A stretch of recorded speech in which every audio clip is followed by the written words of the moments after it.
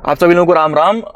मैं अपने home town नहीं हूँ, बाहर आया हुआ हूँ और बाहर कोई ऐसा कमरा, कोई ऐसी जगह नहीं मिल रही थी जहाँ पर मैं आराम से बैठ के बिना डिस्टर्बेंस के वीडियो रिकॉर्ड कर सकूँ। तो फाइनली अपनी गाड़ी में वापस, गाड़ी के अंदर भी कैमरे रखने का ऐसा कोई परफेक्ट एंगल नहीं मिल रहा, तो जैसे तैसे एडजस्ट करके शुरू किया है।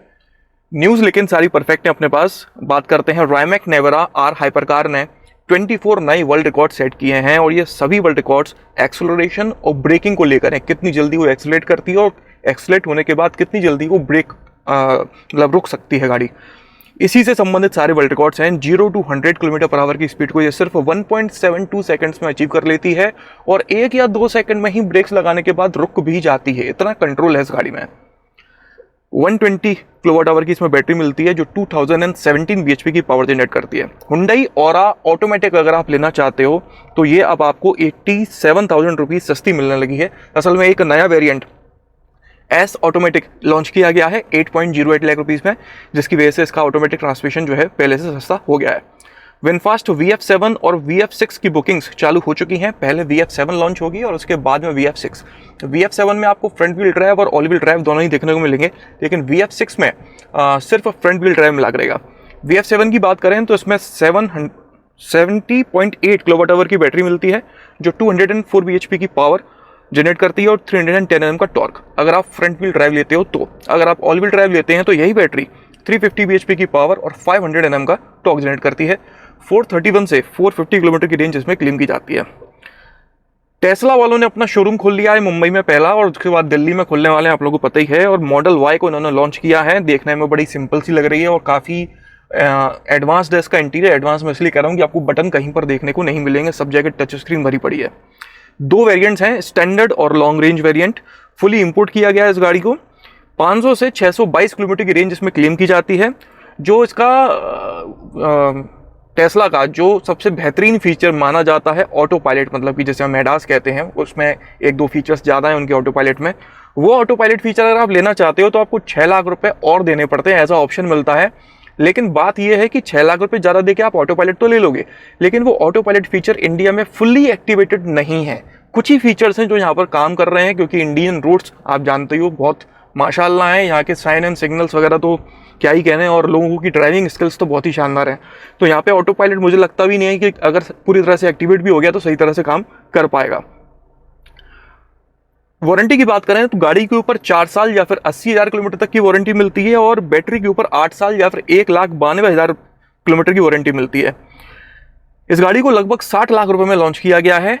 60 लाख रुपए की ईवी जो 622 किलोमीटर की रेंज दे रही है, और उसमें एडास जैसा फीचर भी एज अ ऑप्शन मिल रहा है 6 लाख रुपए एक्स्ट्रा पे करने के बाद, जिसमें कुछ फीचर्स एक्टिवेट हैं।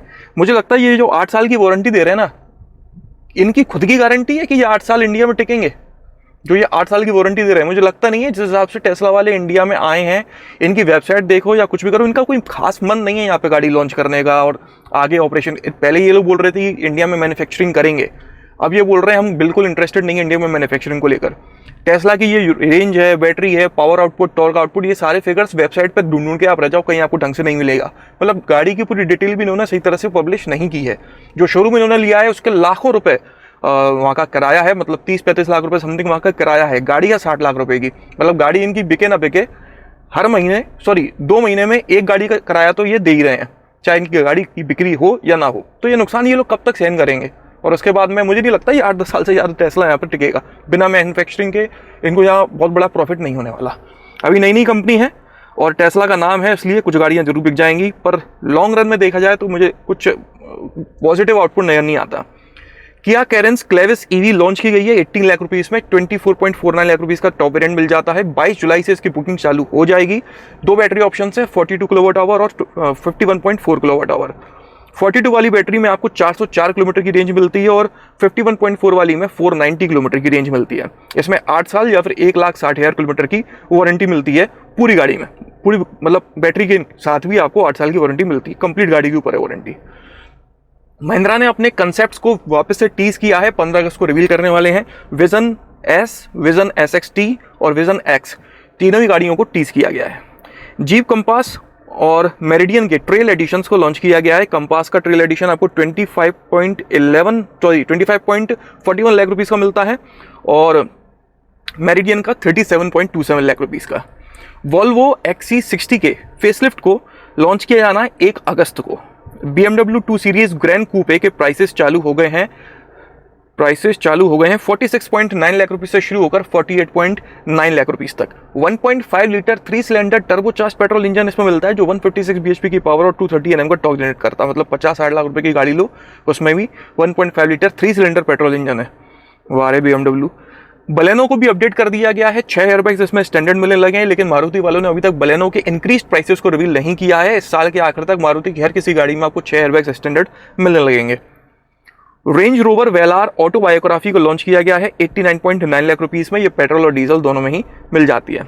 और आगे बढ़ते हैं तो MG M9 कुछ दिनों पहले इसके दुनिया भर के रिव्यूज आ रहे थे, वो 21 जुलाई मतलब कि कल लॉन्च होने वाली है। ये एक इलेक्ट्रिक MPV है, 90 किलोवाट आवर की बैटरी मिलती है, 245 bhp की पावर और 350 Nm के टॉर्क के साथ में 548 किलोमीटर की रेंज इसमें मिलती है। लेकिन ये 548 किलोमीटर की जो रेंज है ना वो MG वाले बता रहे हैं, वो MG वालों ने बताया है। कोई किसी तरह का कोई टेस्ट वगैरह जो है अभी तक नहीं किया गया है, टेस्ट होगा तब की तब देखते हैं। मर्सिडीज AMG CLE 53 कूपे 12 अगस्त को इंडिया में लॉन्च होने वाली है। इसमें 3 लीटर ट्विन टर्बोचार्ज इंजन मिलता है 48 वोल्ट के माइल्ड हाइब्रिड सिस्टम के साथ में, 449 bhp की पावर और 560 Nm का टॉर्क जनरेट करती है। Porsche taken 4S black edition को लॉन्च किया गया है 2.07 करोड़ रुपीस में। मारुति एक नई SUV लॉन्च करने वाली है पेट्रोल में, इलेक्ट्रिक नहीं पेट्रोल में, जिसका नाम एस्क्यूडो हो सकता है और 3 सितंबर को इस गाड़ी को लॉन्च किया जा सकता है। बहुत टाइम पहले मैंने आपको बताया था कि मारुति की एक गाड़ी को टेस्ट करते हुए देखा गया है, मैं उसी गाड़ी के बारे में बात कर रहा हूँ। ये 3 सितंबर को लॉन्च हो सकती है, ऐसी खबर मिली है और इसका नाम एस्क्यूडो हो सकता है। बाकी जो भी स्पेसिफिकेशन निकल के आएंगे वो मैं आपको बताऊंगा। पेट्रोल में होगी, इलेक्ट्रिक का अभी तक कोई खबर नहीं है। टू व्हीलर मार्केट के बारे में बात करते हैं तो यामाहा FGX हाइब्रिड को लॉन्च किया गया है 1.5 लाख रुपीस में। बजाज पल्सर N150 को डिसकंटिन्यू कर दिया गया है, इसे 2023 में लॉन्च किया गया था, 2025 में डिसकंटिन्यू कर दिया। पल्सर के तो इतने सारे वेरिएंट्स मार्केट में अवेलेबल हैं कि समझ ही नहीं आता कौन सी पल्सर, मतलब याद करना बहुत मुश्किल है कब कौन सी लॉन्च हुई थी कब कौन सी बंद होगी पता ही नहीं पड़ता। अपडेटेड अपाचे RTR 310 को लॉन्च किया गया है 2.4 लाख रुपीस में। ये पहली बाइक है इंडिया की जिसमें कीलेस इग्निशन मिलेगा आपको। कीवे RR 300 को लॉन्च किया गया है 1.99 लाख रुपीस में। 292 सीसी का इसमें इंजन मिलता है, 27 bhp की पावर ये जनरेट करती है। एप्रिलिया SR 125 को लॉन्च किया गया है 1.2 लाख रुपीस में। 125 सीसी का इंजन है जो लगभग 10.6 bhp की पावर और 10.4 Nm का टॉर्क जनरेट करती है। एप्रिलिया SR 175 को भी लॉन्च किया गया है 1.26 लाख रुपीस में, जो 174 सीसी की इसमें इंजन मिलता है, 12.92 bhp की पावर और 14.14 Nm के टॉर्क के साथ में।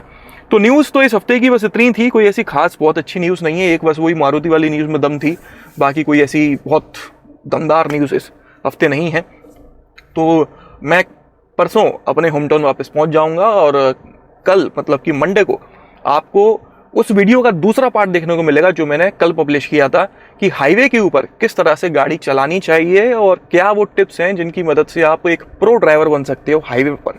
तो ये बड़ा काम का वीडियो साबित हो सकता है उन लोगों के लिए जो हाईवे ड्राइविंग इंप्रूव करना चाहते हैं या करना चाहते हैं, अभी तक की नहीं है।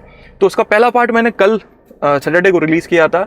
अगर आप अभी नहीं देखे हो तो स्क्रीन के ऊपर मैं उसकी लिंक छोड़ दूंगा, वो पार्ट आप देख सकते हो। और सेकंड पार्ट कल मतलब कि मंडे को मैं रिलीज़ करूंगा और परसों मैं अपने होम टाउन पहुँचूंगा, तो उसके बाद अपने रेगुलर वीडियोस चालू हो जाएंगे।